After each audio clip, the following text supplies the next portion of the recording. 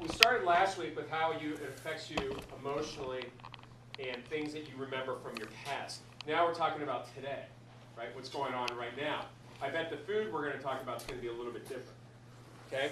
So I want you to do the same thing as last week. I have some pencils if you neglected to bring one today. And I pull out a piece of paper, and we'll say we're out of here on the 20. So let's say to the 5 after, right? 8:05 or so. Just do a list of 20 things that you ate this week. It could be top ramen, it could be an avocado, it could be turkey dinner. And then briefly write about one of them. Okay? Everybody got enough room?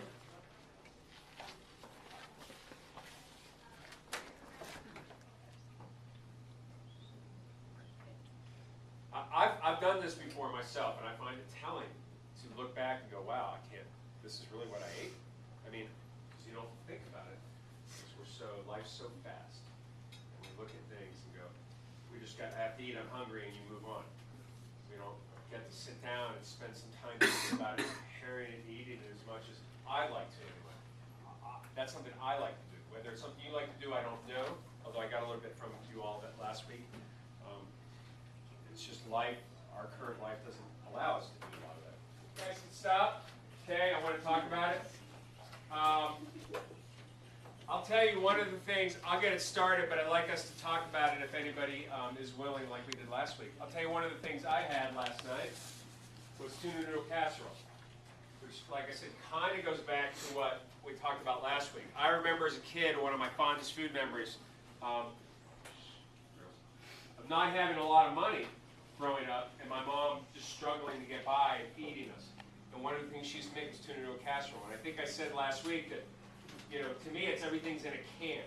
So one of the things that needs to be from a can is the dried onions, and that my wife now puts in fresh onions, and I just laugh because it's canned tuna, and canned soup, and packaged noodles, and it's kind of pedestrian type of food that I love.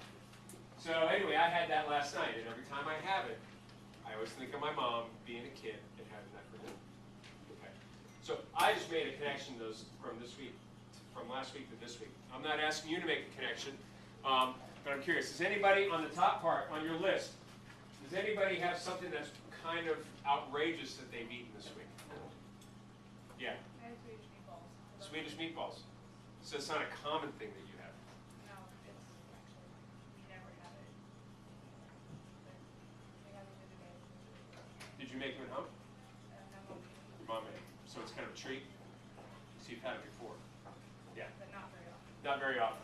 I like those types of foods because when you have them a lot, it's like, yeah, but you look forward. Yeah, you look forward to it. Ours is wedding soup, Italian wedding soup in our house. Once every 6 months maybe, but I get excited when I know it's coming.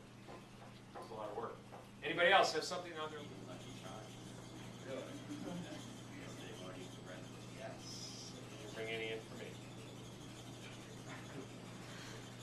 Lucky Charms, who's a marshmallow cereal? Who's a cereal fan? Me, myself included. Okay. All right. Yeah, that's one of those things I've eaten 3 days straight probably.